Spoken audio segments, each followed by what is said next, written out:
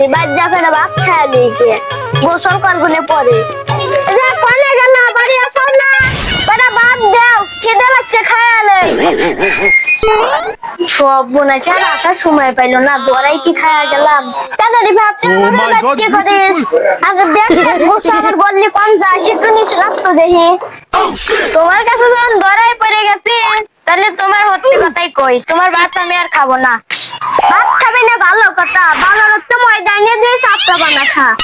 এগুলাম তুই বলিস না তোর ভাত আর আমি খাবো না তুই আন পুরে না গেছিস আমি এখন নতুন ভাত নিয়ে যাবো শালি কই কি রে তুই আমার জীবন নষ্ট করে নতুন ভাত নিয়ে বাইকে যাবি আমি এখনই যা মুস্তাকিল মেম্বারের কাছে যা করতেছি ওই গুদ্দাইরা তুমি যে মুস্তাকিল মেম্বারের কাছে যা বিচার দিবে ওর তো চরিত্র ঠিক নেই কে তুমি ওর মাইতে আমার শালিশ বসাইবি গুদ্দাইরা সুন্দর কিসে দুইটা ভাই কলরাও শালিশে যায় হাতে নাতে পল্লব ধরা হাতে নাতে পল্লব ধরা শরম লাগে বলিতে মাদ্দার সাহেব বাচ্চাছেন না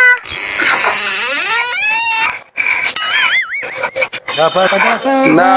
সাত সকালে একটু ঘুমও পারার জন্য নাই সালিশ কি হয়েছে কেরে বেটি তোমার সমস্যা কি তুমি জামাই থাকতে নাং ধরছো কে নাঙের চেহারাও দেখো স্বামীর চেহারাও দেখো নাঙের তে তো স্বামীর চেহারাই ভালো দেখা যায় মেম্বার সাহেব খালি চেহারা থাকলে কি হয় আর কিছু থাকতে হয় কে বেটি আরো কিছু আবার কি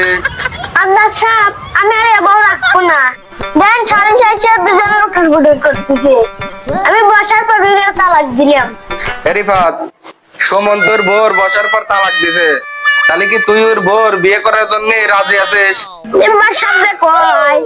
রাজি না থাকি কেবল রাতের বেলা সদর বুদুর করে দিয়েছে ও শোনা তুমি তো এদিকে উঠে আসো তোমার হাতে কথা আছে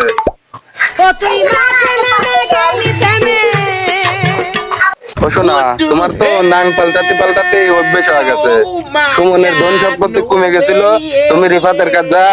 বিয়ে বইছাও তাই মনে করে রিফাতের ধন সম্পত্তি কমে গেলে তুমি আমার কাছে আইছো আমার ধন সম্পত্তির অভাব নাই ও শালা তোমার আগে কইছিলাম তুমি এই নাম্বারে কাজ যাও না এই নাম্বার তো চরিত্র খারাপ ও শালা আমি তো বউ তালাক দিছি আমি আইকেলা ভাত খাইনি তুমি আর মেম্বার বিয়ে করিয়া